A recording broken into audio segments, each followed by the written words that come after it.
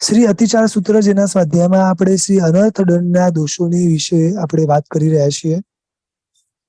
અર્થ વગરના પાપો, જરૂર વગરના પાપો, જે ગઈકાલે થોડા અંશે જોયા.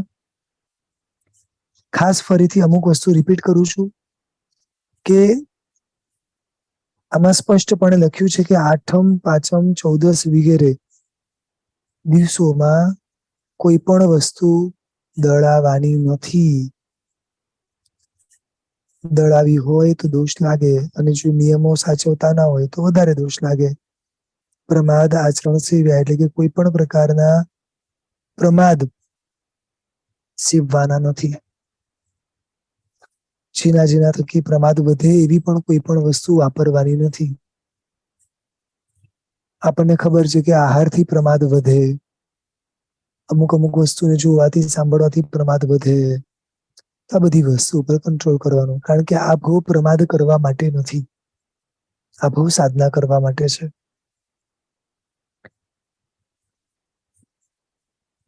આગળ વધીને વાત કરી હતી, પગ ધોવણે ખેલ પાણી તેલ છાંટ્યા. શરીરની શુશ્રુષા નથી કરવાની, કારણ કે શરીર એક અશુચિનો ભંડાર છે. ગમે એટલી એની શુશ્રુષા કરશું તો પણ ફરીથી એની અંદરથી દુર્ગંધ આવવાની છે. છતાં વ્યવહારથી જ્યાં જીવીએ છે એટલે અમુક રીતે કરવી પડશે, પણ વારંવાર એને ધોવા કરવાની જરૂર નથી. જેટલું વધુ જૈણાનું પાલન થશે એટલું વધારે સારું છે. પાણીનો છંટકાવ કરીએ, તેલનો છંટકાવ કરીએ, તળાવ વગેરેમાં નાહીએ, સ્વિમિંગ પુલમાં, વોટર પાર્કમાં વગેરેમાં નાહીએ, આ બધામાં દોષ લાગે. જુકટે રમ્યા એટલે કે કોઈ પણ પ્રકારનું જુગાર રમવું, એમાં મેચથી લઈને બધું જ આવી જાય. હિંચોળે હિંચક્યા, આમાં બહુ સરસ છે કે નાનપણથી લઈને અત્યાર સુધી ઘણા લોકોને હિંચકો તો ગમે જ છે, અને કઈ ના બેઠા હોય તો પણ એમને ઝૂલ્યા કરે પોતાની જાતે. આ બધા દોષો નથી કરવાના. હવે અહીંયાથી બાકી છે નાટક પ્રેક્ષણકો જોયા. કોઈ પણ જાતના ડ્રામા જોવા, કોઈ પણ જાતના મૂવી જોવા, કોઈ પણ જાતના સોશિયલ તમાશા જોવા, બધામાં અનર્થ દંડના દોષ લાગે.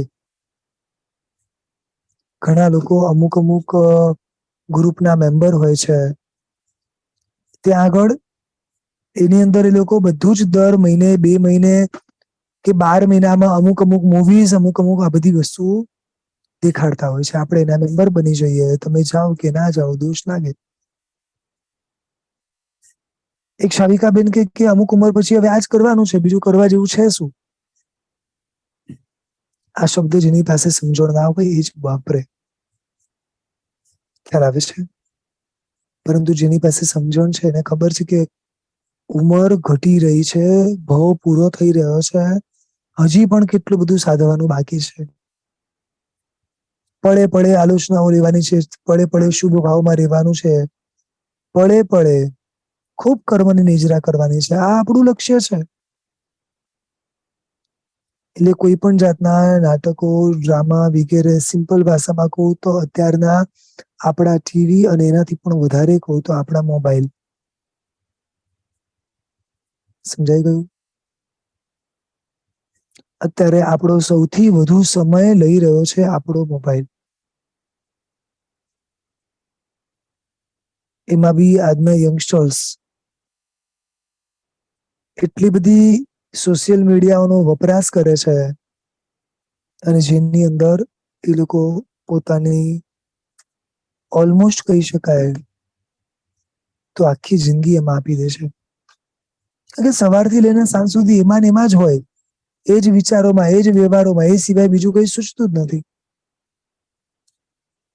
આ નાટકો, પ્રેક્ષણકો શબ્દથી ટીવી, મોબાઈલ બધું જ સમજી લેવાનું છે.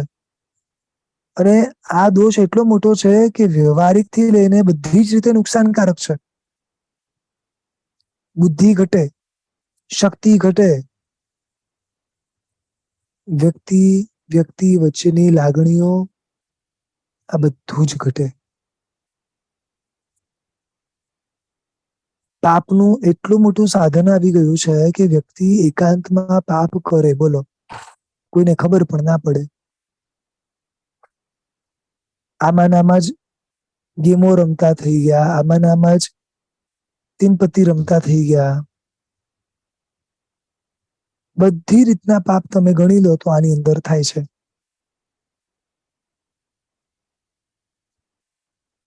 લગભગ દરેકના ફોન, દરેકના મોબાઈલ પાસવર્ડ વાળા હોય છે.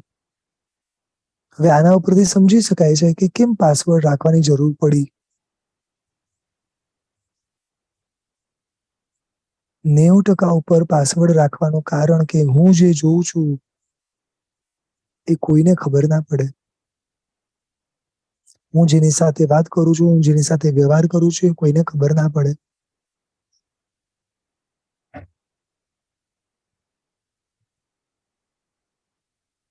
જુઓ, થોડું આપણી જાતને સુધારવાનું મન થાય ને, તો સૌથી પહેલા આવા અનર્થ દળના જેટલા પાપ છે ને, જેને એક્સ્ટ્રા હું કહું છું, એને છોડવાની કોશિશ કરો. વાંચન વધારી દો. જેટલું બને એટલું વાંચન વધારો. શરૂઆતમાં ભલે સ્ટોરીઝ વાંચો, પણ આ ફોનને જેટલો બને એટલો દૂર રાખવાની કોશિશ કરો. તમે બધી રીતે મનથી મક્કમ થઈ જાઓ પછી ફોનને રાખવામાં વાંધો નથી. પણ આપણું મન નબળું છે. 2 મિનિટ માટે લે છે અને 20 મિનિટ મિનિમમ થઈ જાય છે.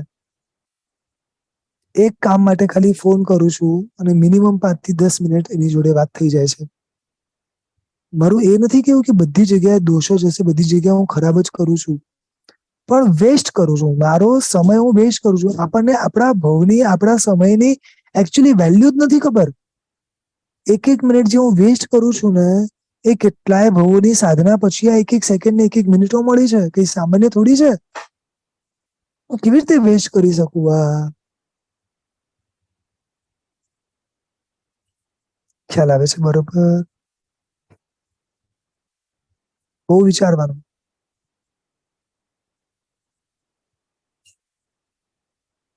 હજારો રૂપિયા ખર્ચીને જે વસ્તુ આપણા ઘરમાં લાવીએ છીએ, એને કરોડો ભવની સાધનાથી મળેલી આ એક ક્ષણોને નાશ કરી નાખી.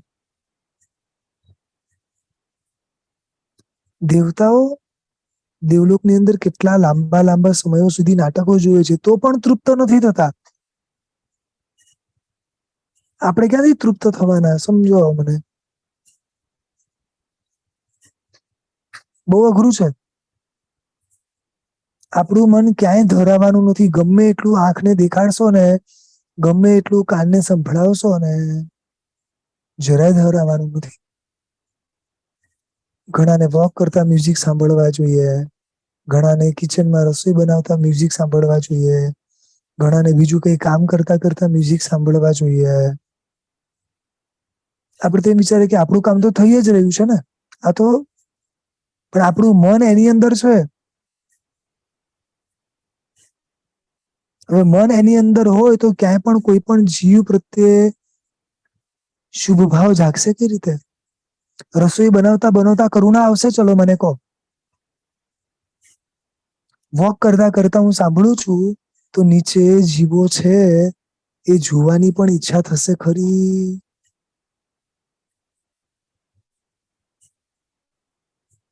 સમજાય છે?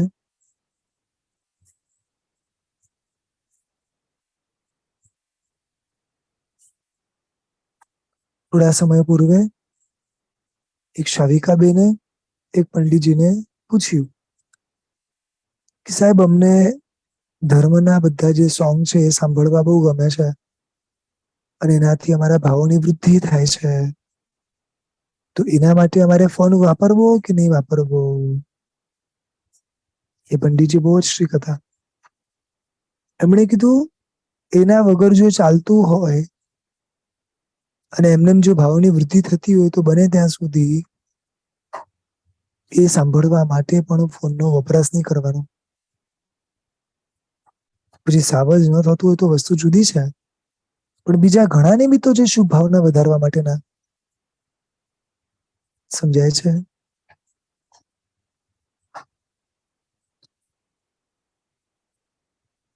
જેના થકી માત્ર સમય વેસ્ટ થવાનો છે,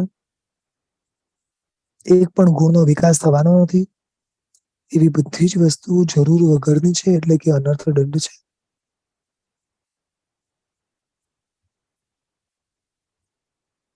આગળ વધીને કે છે, કણ કુવસ્તુ ઢોરો લેવરાવ્યા, અનાજ દાણા છે કે હલકી વસ્તુઓ છે કે ઢોર વગેરે પૂર્વના કાળમાં પશુઓના પણ વેપારો થતા. તો આ બધી વસ્તુઓ કોઈકને ખરીદી કરાવી. બરોબર સમજજો. તમે ગમે ત્યારે મુંબઈ આવો ને તો કેજો, તમને લઈ જઈશ શોપિંગ માટે. સમજ્યા તમે? કર્તવ્ય હોય, સામે વાળો કે ને લઈ જવું પડે, વસ્તુ જુદી છે. પણ ઘણાને છે ને લોકોને શોપિંગ કરાવવાનો શોખ હોય છે, બોલો. પોતાના માટે કઈ ના લાવવું હોય, પણ બીજા માટે ભરી ભરીને લાવે, ઢગલો લઈને આવે. આ બધી જ વસ્તુ અહીંયા કરવાની ના પાડે છે. વ્યવહાર જેટલા વધારશો એટલા વધશે, જેટલા ઘટાડશો એટલા ઘટશે. ને ગમે એટલું પણ કરશો, જો શુભ ભાવ નહીં હોય તો કર્મ તો વધવાના વધવાના ને વધવાના. અને એ લોકો એટલું જ રાખવાના છે જેટલું આપણા પુણ્યમાં છે. તમે ઘણું બધું રાખશો તો તમારું ઘણું માન સચવાશે, એવું માનવાની જરૂર નથી. આખો સંસાર સ્વાર્થના બેઝ ઉપર છે.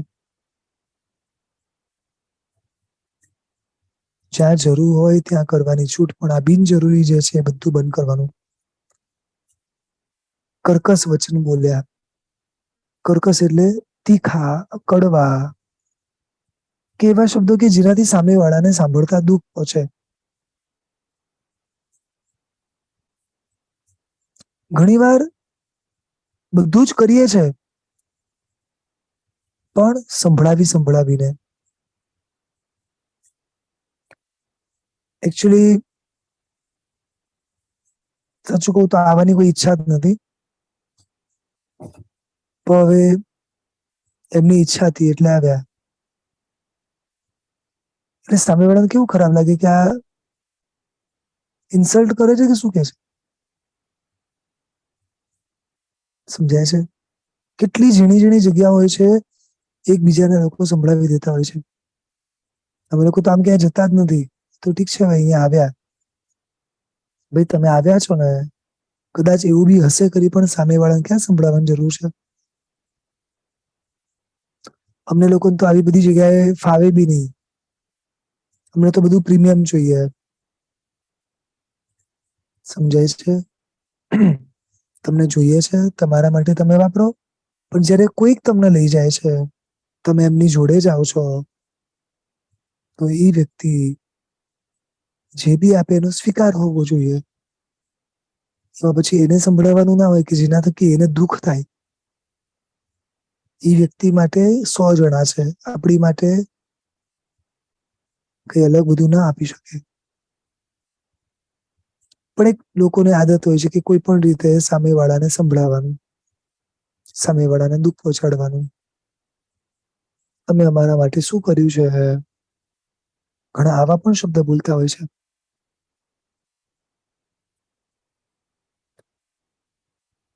કોઈએ કોઈના માટે કશું નથી કર્યું, બધાએ પોતપોતાના સ્વાર્થ માટે કર્યું છે. છતાં વ્યવહારિક દ્રષ્ટિએ પણ જે બાહ્યથી ઉપકારી દેખાય છે, તો એનો પણ ગ્રેટિટ્યુડ ભાવ તો હોવો જ જોઈએ. સમજાય છે? માન્યું દરેકને પોતપોતાના પુણ્યનું મળે છે. પણ એ પુણ્યનું જે મળે છે, એમાં જે વ્યક્તિ નિમિત્ત બની રહ્યા છે, એ દરેકને ઉપકારી તો માનવાના જ છે. સમજાય છે? એક નિયમ લેવાનો કે કઈ બી થાય, ગમે તેવા સંજોગો ઉભા થાય, કોઈને પણ કડવા શબ્દ નહીં કહેવાના. એવી રીતે કઈ ઉતારી નહીં પાડવાનું, બધા વચ્ચે નહીં ઉતારી પાડવાનું. કદાચ કેવું પડે ને તો એને શાંતિથી, કોઈને ન ખબર પડે એવી રીતે કહેવાનું. સમજાય છે? દરેક વ્યક્તિ અહીંયા કેવળ જ્ઞાન લઈને બેઠા નથી. એટલે એનો મતલબ એ છે ભૂલ બધાથી થઈ શકે છે. તો કોઈની પણ ભૂલ હોય તો એને શાંતિથી સમજાવીને પૂરું કરવાનું હોય. કોઈ કડવા શબ્દ આપીને કે કોઈને નીચે ઉતારી પાડવાની જરૂર નથી. આક્રોશ કીધા એટલે ગુસ્સો કર્યો.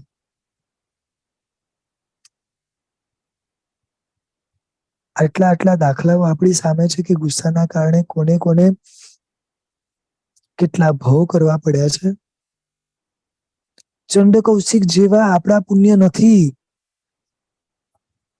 સમજો, આપણે ખાલી એક જ વસ્તુ જોઈએ છે, પણ તમને ખબર છે ચંડ કૌશિકે પૂર્વ ભવમાં જયારે એ ગૃહસ્થ અવસ્થામાં હતા ત્યારે કેવી સાધનાઓ કરી છે, કેવા ઉત્તમ ભાવવાળો આ વ્યક્તિ છે, સામાન્ય વ્યક્તિ નથી. ત્યારે જઈને એને પ્રભુ મળ્યા છે.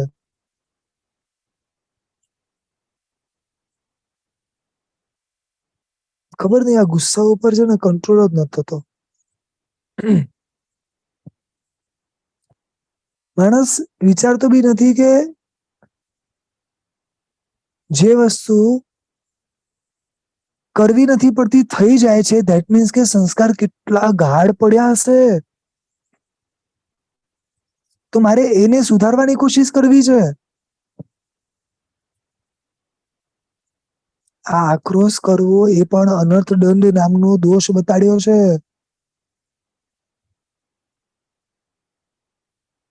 એકદમ શાંત થઈ જવાનું, કશું બોલવું નથી. સરળ શબ્દમાં જેટલું પતે એટલું પતાવવાનું.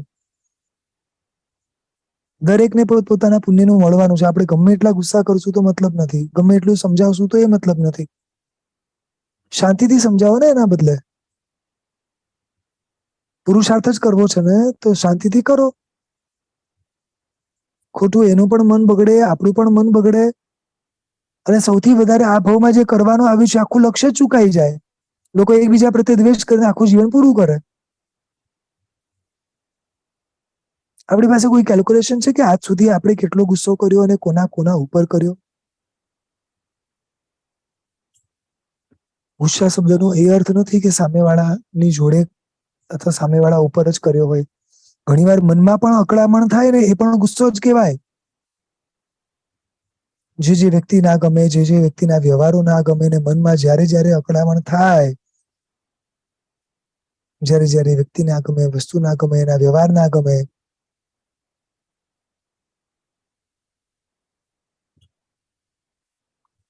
વિચાર કરો પૂર્વના કેટલા સંસ્કાર પડ્યા છે કે માત્ર નિમિત્ત મારી સામે આવતા સહજતા એ ગુસ્સો પ્રગટ થઈ જાય છે.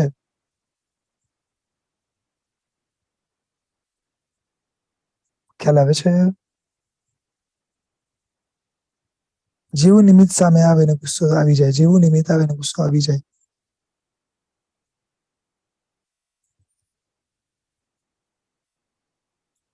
શક્ય હોય તો હવે જાતને સુધારવાનું શરૂ કરો. મારે ગુસ્સો કરવો જ નથી. મને એક શાવિકાબેન કે સાહેબ જ્યાં સુધી ગુસ્સો કરતા નથી ત્યાં સુધી સામેવાળા સમજતા નથી. પણ શાવિકાબેન તમે એટલું તો સમજો કે ગુસ્સો કરવો ક્યારે પડ્યો? જ્યારે આપણું પુણ્ય ઓછું હતું એટલે આપણી ઈચ્છા પ્રમાણે ના થયું. બરોબર છે? પુણ્ય કોનું ઓછું છે? મારું પુણ્ય ઓછું હોય સામેવાળો થોડી કરવાનો છે મારી ઈચ્છા પ્રમાણે. એટલે આમાં તો એવું થયું કે પુણ્ય મારું ઓછું છે ને બ્લેમ હું સામેવાળાને કરું છું. રાઈટ? કેટલું યોગ્ય છે આ? બીજા નંબરની અંદર ઓલરેડી પુણ્ય ઓછું છે એટલે એ વ્યક્તિ સાંભળતો નથી, સમજતો નથી. તો હું ગુસ્સો કરીશ તો પુણ્ય વધે કે ઘટે? અને જે આપણે એવું લાગે છે કે ના ના તો ગુસ્સો કરવાથી તરત સાંભળે જ છે, તો વિચારો કે કેટલું અઢળક પુણ્ય વપરાતું હશે. એટલે આપણે આપણું કેટલું નુકસાન કરી રહ્યા છીએ ને એનો આપણને કોઈ આઈડિયા નથી. કારણ કે એમને એમ કોઈ વ્યક્તિ નથી સાંભળતો, એવું માનતા જ નહીં કે ગુસ્સો કરો છો એટલે માને છે. પુણ્ય છે એટલે એ સાંભળે છે. બાકી પુણ્ય ના હોય, કોઈના ઉપર ગુસ્સો કરી જોશે સીધો લાફો મારી દેશે. કોઈ નહીં સાંભળે આપણી વસ્તુ. સમજાય છે? એટલે આ વસ્તુ ક્લિયર બરોબર કરી લેજો કે ગુસ્સો કરવાથી સામે વાળા સાંભળતા નથી. આપણું જ ભવિષ્યનું કોઈ પુણ્ય ત્યાં આપણે લાવીને મૂકી દઈએ છીએ, અથવા તો એ જ પુણ્યના કોઈક ઉદયથી સામે વાળો સાંભળી રહ્યો છે, ગુસ્સા કરવાથી નહીં. અને બીજી વસ્તુ જાણવા માટે કહી દઉં કે જેમ જેમ ગુસ્સો વધે તેમ તેમ અશુભ કર્મ બંધાય અને એ કરતા પણ પ્રેક્ટિકલી પુણ્ય ઘટતું જાય. આમ બી પુણ્ય ઓછું પડે છે અને ગુસ્સો કરવું એટલે પુણ્ય ઓર ઘટે. શું હાલત થાય વિચારો.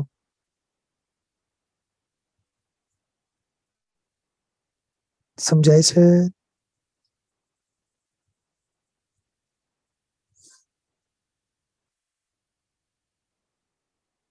બોલા લીધા.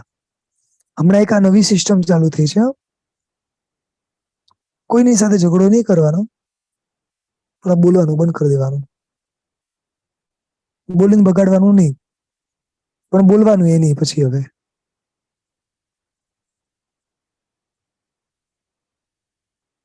જેટલા સ્માર્ટ બનશું ને એટલા કર્મ વધારે બંધાશે. કોનાથી બચશું? આ તો કર્મ છે. દુનિયાના કોઈ પણ ખૂણે પહોંચી જશું તો એ કર્મ ઉદયમાં આવશે. કોઈ રોકી નથી શકવાનું. ઘણા તો એટલા સ્ટ્રોંગ કે ગમે તે થાય, અમે નહીં જ બોલીએ, અમે નહીં જ વાત કરીએ. હું શું કરવા ઝૂકું, હું શું કરવા બોલાવું?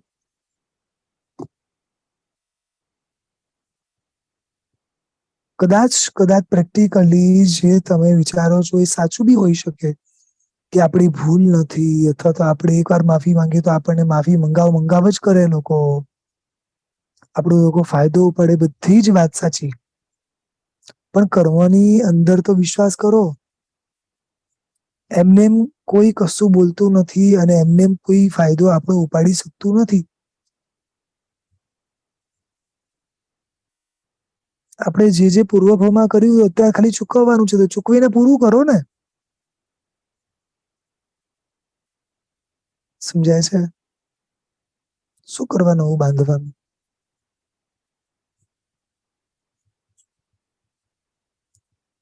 કોઈની પણ સાથે અબોલા હોય તો ખાસ ફરીથી રિક્વેસ્ટ કરું છું, આપણા તરફથી એને આપણે બોલાવી દેવાના.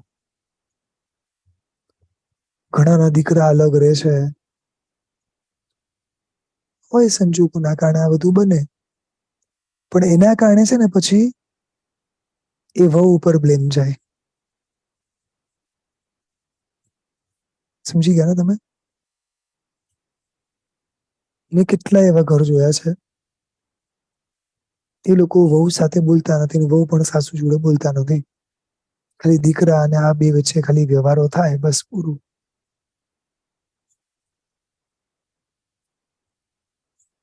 જુઓ, આપણા ઋણાનો બંધ આટલા જ હતા દીકરા સાથેના. હું જે બોલું છું બરોબર સમજજો. આપણા દીકરા જોડેના ઋણાનો બંધ આટલા જ હતા. આ બધા તો ખાલી નિમિત્ત બની રહ્યા છે. કોઈની તાકાત છે કોઈને રોકવાની? સમજો, આ મોહનીય કર્મ આપણી સામે નિમિત્તો ઉભા કરે છે, આપણને કોઈના પ્રત્યે દ્વેષ ઉભા કરાવીને આપણા કર્મ વધારે છે. થોડી બુદ્ધિ વાપરો. સામેવાળો જીવ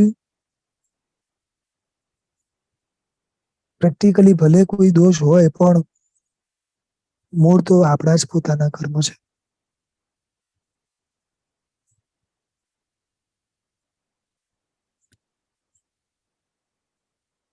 આજ સુધી કોઈ પણ વ્યક્તિ દ્વેષના કારણે કેવળ જ્ઞાન મેળવીને ગયું નથી. મેં વચ્ચે બી એકવાર વાત કરી હતી કે દરેક નિમિત્ત વૈરાગ્યને પામવાના જ છે, પણ સમજણ ના હોય અને અનુકૂળતા મળે તો રાગ કરી બેસે છે વૈરાગ્યને બદલે. સમજણ ના હોય, પ્રતિકૂળતા મળે તો દ્વેષ કરી બેસે છે.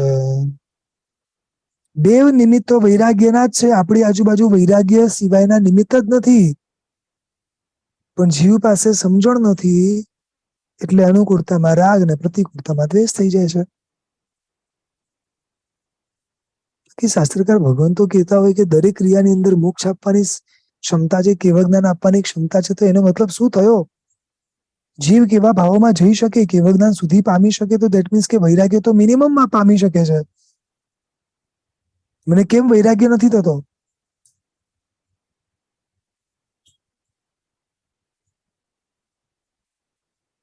સમજાય છે?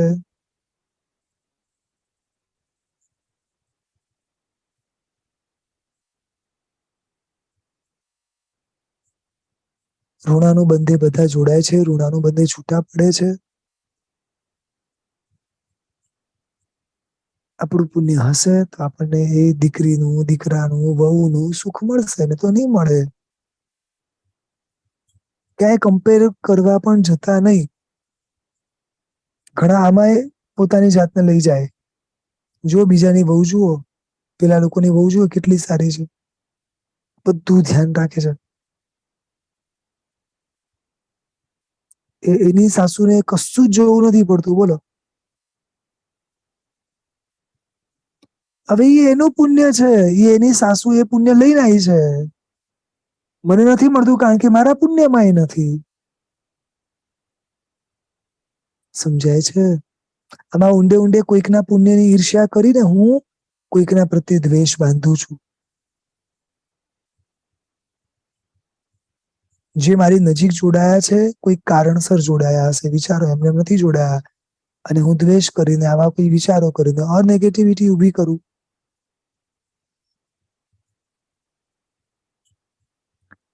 બોલવાનું બંધ કરવાની જે ભાવના છે ને, કેટલાય ભવોની અંદર પોતાના દુઃખ હશે, કોઈને કહી નહીં શકીએ, બોલી જ નહીં શકીએ. આપણે બોલશું તો કોઈ સમજી બી નહીં શકે. આ દ્વેષ ભાવ પૂર્વક જે બોલવાનું બંધ કરવું ને, ખૂબ કર્મ બંધાય છે જીવને. વિચારજો, કોઈ બી હોય તો ખાસ આપણા તરફથી બધું ક્લિયર કરી લેવાનું. હું એમ નથી કીધું ઘણા વ્યવહાર કરો, પણ બેઝિક એવા વ્યવહાર હોવા જોઈએ જેની અંદર એટલીસ્ટ કોઈ પ્રત્યે દ્વેષ ના રહે. આગળ વધીને કે છે કે કરકડા મૂળ્યા બેઠા બેઠા આમ ટચાકડા ફોડે ને, આમામ આમ કરે, આમામ કરે, આમામ કરે. આ બધા જ અનર્થ દંડના દોષો છે. આનો ફોડવાનો ફાયદો શું, મને એમ કહો? આ કરવાનો ફાયદો શું? બતાડો, છે કોઈ ફાયદો? એક પણ ટકાનો ફાયદો નથી.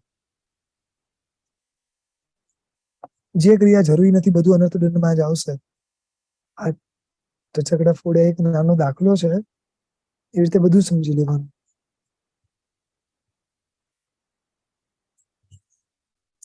ઘણા લોકો છે ને ડાન્સ શીખવા જાય,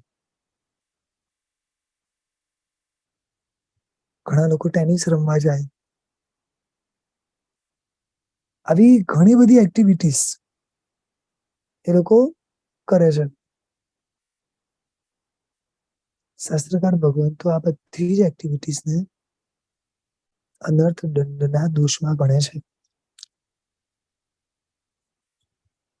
કોઈ સાધુ ભગવંતને જોયા? હમણાં તો એક નવો ટ્રેન્ડ શરૂ થયો છે કેટલા સમયથી, યોગા. બરોબર ને? યોગાઓ ને બધે ચાલે છે. ઓફકોર્સ શારીરિક સ્વસ્થતાની જરૂર છે અને વ્યાયામ કરવાની ના નથી. તમે અગર પ્રતિક્રમણ કરો તો કોઈ વ્યાયામ કરવાની જરૂર પડે જ નહીં. બોલો, બધું આવી ગયું એની અંદર. એની રિયલ મુદ્રાઓ સાથે તે ક્રિયાઓ કરો, બધું આવી ગયું. ખાલી ખમાસમણા, હું ચેલેન્જ આપું છું, ખાલી ખમાસમણા જે વિધિથી કરવાનું કીધું છે એ વિધિથી રોજના મિનિમમ 9, પછી તમારી જેટલી અનુકૂળતા હોય એટલી, ખાલી કરો. રોજ સવારનું સાંજનું પ્રતિક્રમણ અને ચૈત્યવંદન, જે મુદ્રામાં જે ક્રિયાઓ કરવાની કીધી છે ખાલી કરો.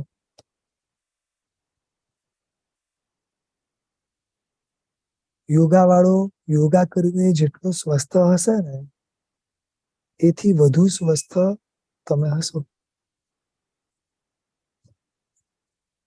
આ બધી ક્રિયાઓની ડિઝાઇન પ્રભુ કરીને ગયા છે. બધું પ્રભુ બતાડીને ગયા છે.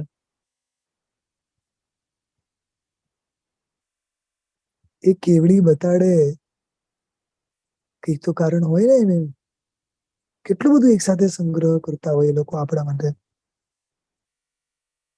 આગળ વધીને કે છે, મત્સર ધર્યો, ઈર્ષ્યા કરી. ઈર્ષ્યા ભાવ દેખાતો નથી પણ થાય છે ખરી. બાહ્ય કોઈ પણ વસ્તુ, બાહ્ય કોઈ પણ વસ્તુ આપણા કરતા કોઈકની પાસે વધારે દેખાય. ફરી રિપીટ કરું છું, બાહ્ય કોઈ પણ વસ્તુ આપણા કરતા કોઈની પણ પાસે વધારે દેખાય, મોસ્ટલી એની ઈર્ષ્યા થાય છે. અને જો ઈર્ષ્યા વધારે છે કઈ રીતે ખબર પડે? કે કોઈ વ્યક્તિ આપણી સામે કોઈકના ગુણ ગાય, કોઈની વાત કરે, આનો ફ્લેટ તો બહુ સરસ છે, આનો તો આમ છે, અને એ આપણને જો સાંભળવું ના ગમે ને તો સમજી લેવાનું કે ઈર્ષ્યા તો છે જ. અને એમાંય પાછા એના દોષો કાઢીએ તો સમજી લેવાનું કે તીવ્ર ઈર્ષ્યા છે. નહીં સમજાયું હજી? જો દોષો તો સર્વમાં રહેવાના છે, તો હું પહેલેથી કહું છું. પણ મને દેખાયા કોઈ આટલા બધા ગુણ બતાડી રહ્યું છે કે કેટલો સરસ સંગ હતો, કેટલી સરસ બધી આ બધી આમાં હતું. આટલું સરસ મને લોકો બતાડી રહ્યા છે, છતાં મને એ સાંભળવું ન ગમે. મને દ્વેષ આવે, એના દોષો કાઢવાનું મન થાય. સમજી લેવાનું કે ઈર્ષ્યા છે. હા, એક વસ્તુ ખાલી તમને કહી દઉં કે જો એ પ્રભુની આજ્ઞા પ્રમાણે ના હોય ને, એવું કંઈ પણ થઈ રહ્યું હોય જે પ્રભુની આજ્ઞાની અંદર ના હોય, અને તમને સાંભળવું ના ગમે તો ચાલશે. સમજાયું? એવું કંઈ પણ હોય જે પ્રભુની આજ્ઞા પ્રમાણે ના થતું હોય, તો એ તો સારું છે, એ તો ના જ ગમવું જોઈએ. કારણ કે આપણે પ્રભુની આજ્ઞા પડાતી હોય એ ગમવાનું છે. ખ્યાલ આવ્યો?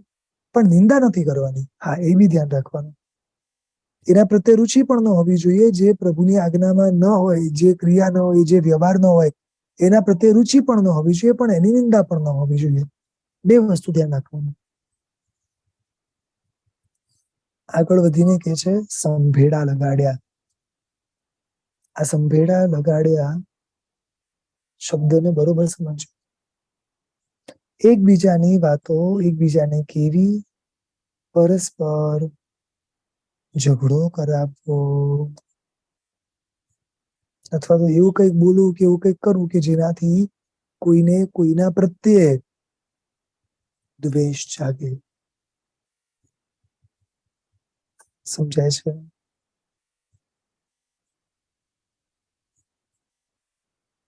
ધ્યાન રાખવાનું.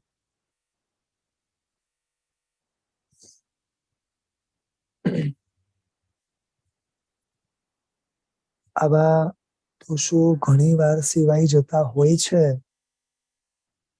હું ફરી રિપીટ કરું છું, આવા દોષો ઘણી વાર સેવાઈ જતા હોય છે. ક્યાંક કોઈ સ્વાર્થની દ્રષ્ટિએ અને ક્યાંક હાસ્યની દ્રષ્ટિએ મજા આવશે. કોઈને ઝઘડતા જોઈને મજા આવશે.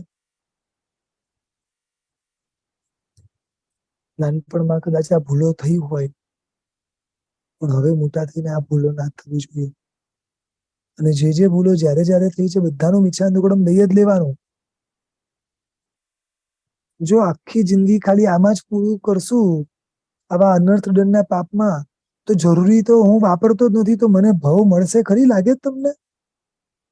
કારણ કે જે જરૂરી છે એમાંથી કશું કરતો નથી, ને જે બિનજરૂરી છે એમાં તો આખી જિંદગી મારી પૂરી કરું છું. કર્મ નિજરા કરવી હોય, સાધના કરવી હોય, તો આ ભવ સિવાય બીજો કોઈ ઉત્તમ ભવ નથી. અને આ ભવને જો આ જ રીતે વેસ્ટ કરીશ, તો પછીના ભવમાં આવો ભવ મળી શકશે કે નહીં, એની કોઈ ગેરંટી નથી. વિચારજો. શ્રાપ દીધા, કોઈનું ખરાબ થાય એવું બોલવું. ઘણા લોકો આવું પણ બોલતા હોય છે. ના પાડે છે સ્પષ્ટ, આવું કશું જ નથી બોલવાનું, ક્યારેય નહીં બોલવાનું. સામેવાળાનું તો એ થવાનું છે જે એના પુણ્ય કે પાપમાં છે. આપણે બોલીએ તો એ થાય કે ન થાય, પણ એ દોષ આપણને લાગે. સમજાય છે? આપણા મોઢામાંથી આ શબ્દ એના માટે નીકળી રહ્યા છે કારણ કે ક્યાંક આપણો સ્વાર્થ પૂરો થયો નથી, ક્યાંક ઈગો હર્ટ થયું છે. રાઈટ?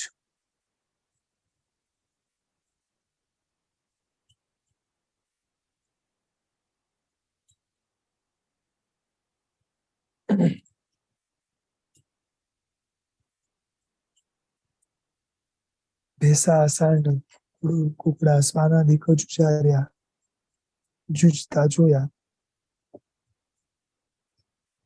એક શાવકભાઈ અહીંથી પેરિસ ગયા. શેના માટે ખબર છે? ત્યાં આગળ વર્ષમાં એક વાર બધા જ અમુક પ્રકારના જીવો છે, પંચેન્દ્રિય જીવો, એ લોકોને દોડાવે છે આખી ગલીમાં. બધાને ખ્યાલ આવી ગયો હશે કે હું કઈ ગેમની વાત કરું છું.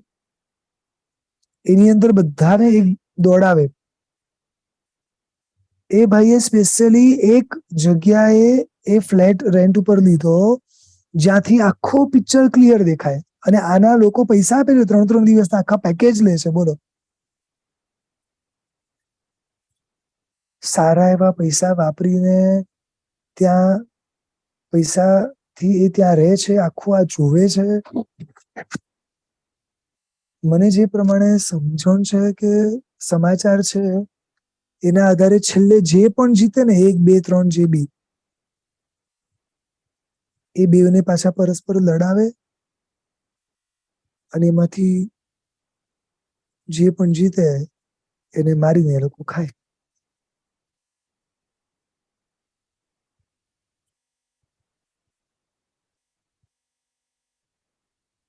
હું ડાયરેક્ટલી ઇનડાયરેક્ટલી કયા પાપનો ભાગીદાર બની રહ્યો છું એનો મને કોઈ આઈડિયા નથી, 1% આઈડિયા નથી.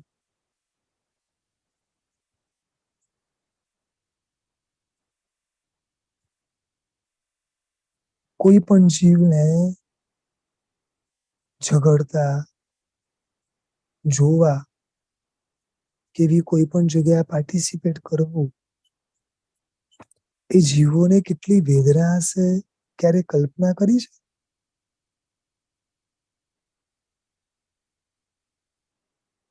આપણું કાર્ય લોકોને શાંત કરવાનું છે. કદાચ એ ન કરી શકે તો કોઈને ઝઘડતા જોઈને આનંદ તો ન જ મેળવાય ને.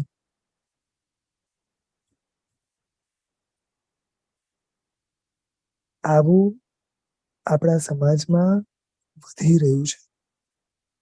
આવું જોવાનું, આવી અનુમોદનાઓ કરવાની વધી રહી છે. ખાસ ધ્યાન રાખવાનું કે આપણે એમાં ક્યાંય ભાગ ન લઈએ, કે આપણા દીકરા દીકરી ક્યાંય આમાં કોઈ પણ રીતે ભાગ ના લે.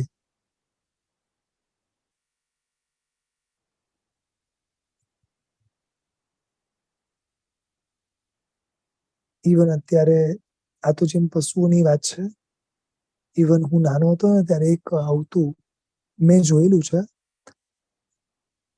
માણસોની ફાઇટિંગ આવતી હતી WWF કરીને.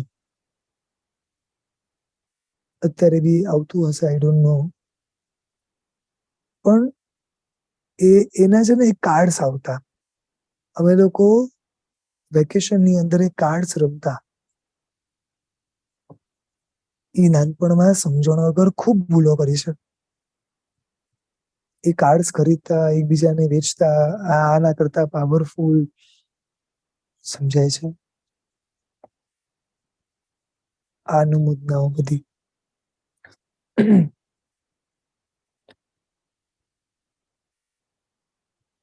ખાધી લગે અદેખાઈ ચિંતવી. એ લોકોનું બધું સારું સારું દેખાય એટલે ઈર્ષ્યા આવે, ઈર્ષ્યા આવે એટલે અદેખાઈ ચિંતવી એટલે સામે વાળાનો ખરાબ થાય એવો વિચાર કરવો. શિપાલ રાજા અને ધવલ શેઠ. શિપાલ રાજા જેમ જેમ આગળ વધે છે તેમ તેમ ધવલ શેઠના હૃદયની અંદર ઈર્ષ્યાના ભાવ વધતા જાય છે. સમજાય છે?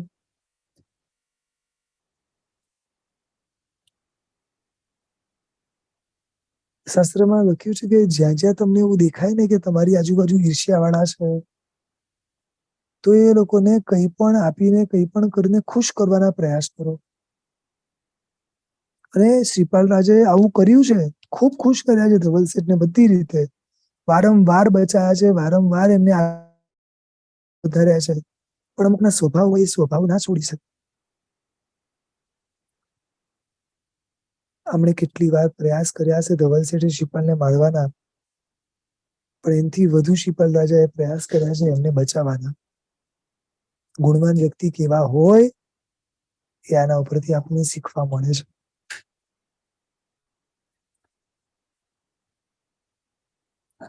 માટી, મીઠું, કણ કપાસી, કાજુ, ચાંપિયા. એટલે કે જરૂર વગર માટી, મીઠું વગેરે, રૂ વગેરે કશું જ ચાંપવાનું નથી. એટલે કે દબાવવાનું, કરવાનું કશું નથી. નાનપણમાં ગાર્ડનમાં જઈએ, બીચ ઉપર જઈએ, એ માટીઓને ભેગી કરીને માટીઓના ઘર બનાવીને કેટલાય પાપો કર્યા છે. આ બધા જ અનર્થ દંડના પાપો છે. તે ઉપર બેઠા એટલે સચિત માટીના એક એક કણમાં, મીઠાના પણ એક એક કણમાં કેટલા બધા પૃથ્વીકાયના જીવો છે. એ લોકોને કેટલી વેદના થાય છે. આપણા ઉપર કોઈ બેસે કેટલી વેદના થાય. આપણે એને એકચ્યુઅલી જીવ તરીકે માનતા જ નથી. આપણી સ્વાર્થ વૃત્તિ એકચ્યુઅલી એટલા લેવલ સુધીની છે ને કે આપણને આપણા સિવાય બીજા કોઈના દુઃખો દેખાતા જ નથી.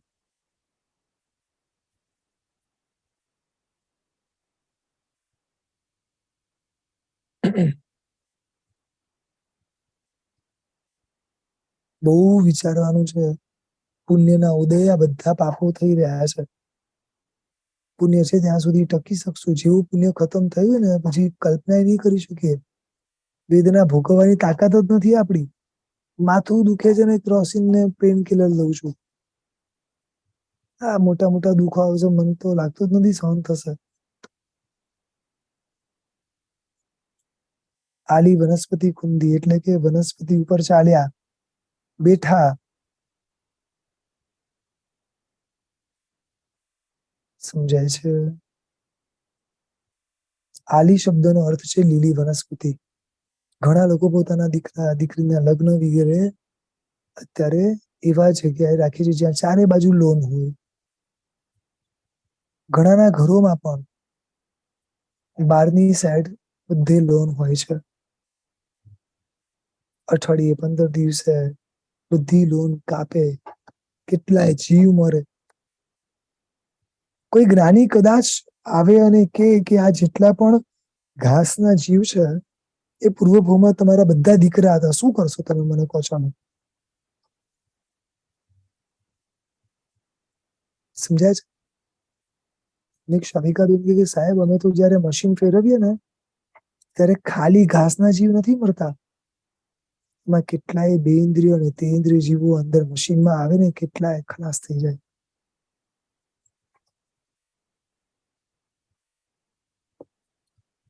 હજુ પણ આ બધું જાણ્યા પછી અમુક પાપો છોડવા નથી. મેં શાવિકાબેનને કીધું, મેં કીધું દીકરાઓ હવે અલગ રહે છે, દીકરી સેટલ છે, તો ઇન્ડિયા આવી જાઓ, સંપત્તિ બધી બરોબર છે, ત્યાંય વ્યાજે જીવો છો, અહીંયા એવી રીતે જીવો. હજી ખબર નહીં, છૂટતું નથી. ખબર છે કે આ બધા પાપ કરીએ છીએ, પણ આમાંથી બહાર જ નથી નીકળવું, છોડવું જ નથી. કોઈ નહીં બચાવી શકે આપણને, ધ્યાન રાખજો. આપણો ઉદ્ધાર આપણા સિવાય કોઈ નહીં કરી શકે, ધ્યાન રાખજો. સુઈ શસ્ત્ર અધિક નિપજાવ્યા. સુઈ એટલે કે સોય, છરી, ચપ્પુ વગેરે વગેરે નવા સાધન બનાવ્યા.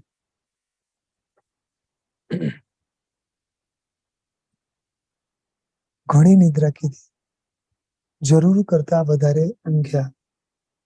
આ ખાસ અમુક શાવિકાઓ માટે છે કે બપોરે ઊંઘ આવે કે ના આવે, બપોરે ઊંઘ આવે કે ના આવે, સુઈ જવાનું. ખ્યાલ આવે છે? કોઈકનો અહીંયા એવો મેસેજ છે કે ઇન્ડિયા આવે તો કોણ રાખે, છોડવું છે પણ આવો. ઇન્ડિયા ઘણું વિશાળ છે, અહીંયાના શાવક શાવિકાઓ એનાથી ઉદાર છે, અનેક નિમિત્તો છે સારા અહીંયા.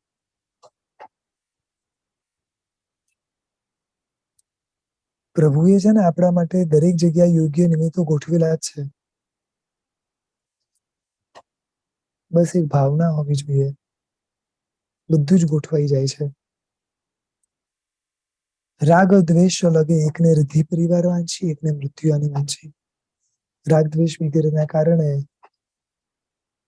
વૃદ્ધિ અને દ્વેષ આ બે થાય. જો ઘણી વાર છે ને બેઠા બેઠા આમ વિચાર આવે કે યાર મારો દીકરો સેટલ થઈ જાય તો સારું, મારા દીકરાનું આમ થઈ જાય તો સારું. એ તમારો દીકરો છે ને તમારા કરતા સ્માર્ટ છે, એ સેટલ થવાનો જ છે અને એના પુણ્યનું લઈને આવેલો જ છે. અને તમે જે પ્રયાસ કરો એની ના નથી, પણ આખો દિવસ વિચાર કરો ને, આ અનર્થ દંડના પાપ છે. મારી દીકરીનું ગોઠવાઈ જાય તો સારું, સારું છે, ગોઠવો, કોઈ ના નથી પાડતા, પણ આખો દિવસ એ વિચારોમાં ના રહેવાનું હોય. આખો દિવસ એ વિચારોમાં રહીએ તો દોષ લાગે. એટલે સ્પષ્ટ લખે છે કે રાગ હોય તો એની વૃદ્ધિ છે કે એનું ખૂબ સારું થાય, ખૂબ સારું થાય, ખૂબ સારું થાય. એ નથી વિચારવાનું, કારણ કે એ વધારીને તો એનો સંસાર જ વધારીએ છે. નહીં સમજાયું?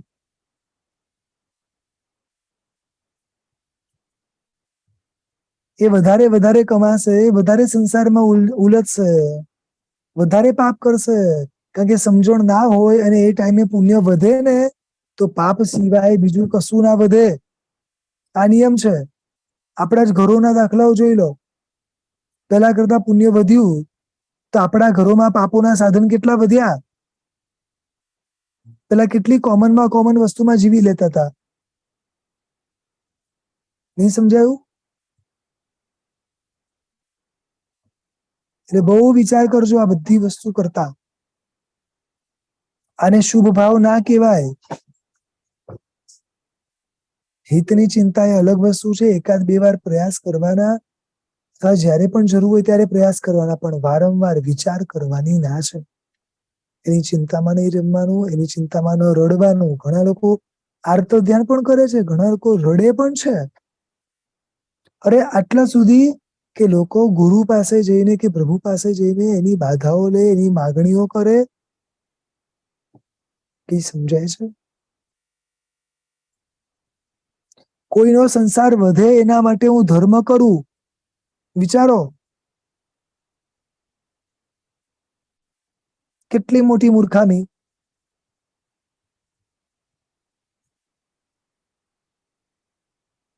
એમ ક્યારે વિચાર આવ્યો કે મારો દીકરો દીક્ષા લે? નથી જ લેવાનો, પણ ભાવના આવી કે નહીં એમ પૂછું છું. રોજ આટલી દીક્ષાઓ જોઈને ક્યારેય વિચાર થાય કે આપણા દીકરાએ દીક્ષા લીધી હોત તો? કોઈના ગુણોને જોઈને વિચાર થાય કે યાર આપણો બી દીકરો આવો જ ગુણવાન બનવો જોઈએ. કેટલા સરસ શાસનના કામો આ લોકો કરી રહ્યા છે. આઈ વિશ આપણને એવા શાસનના કામો કરે. આ ભાવના ભાવો, બધી ઉન્નતિ એમને થઈ જશે. કરવી નહીં પડે, થઈ જશે. શું કહું છું? થઈ જશે. 8મું અહીંયા વ્રત આપણે પૂર્ણ કરીએ છીએ. હવે 9મું સામાયિક વ્રત વિશે આપણે આગળના સ્વાધ્યાયમાં લેશું. એક ખાસ ધ્યાન રાખજો, આવતીકાલે સ્વાધ્યાય માંગલિક છે. ફરી રિપીટ કરું છું, આવતીકાલે સ્વાધ્યાય માંગલિક છે. પરમ દિવસે ફરી આપણે સ્વાધ્યાયમાં જોડાશું. એટલે ખાસ સર્વે ધ્યાન રાખજો. પ્રભુની આજ્ઞા વિરુદ્ધ કંઈ પણ બોલાયો તો ત્રિવેદી મિચ્છામિ. તારી કૃપાથી પડે પડે હું પરમ શાંતિ અનુભવું. તારી કૃપાથી પડે પડે હું વરસમાધિ અનુભવું. તારી કૃપાથી પડે પડે હું ધન્યતાને અનુભવું. તારી કૃપા ભવ ભવ મળો તારી કૃપા. તારી કૃપા સહુને મળો તારી કૃપા. પ્રણામ. સર્વે શાતામાં રહેજો. ખૂબ ખૂબ શુભમાં રહેજો. પ્રણામ. પ્રણામ સર.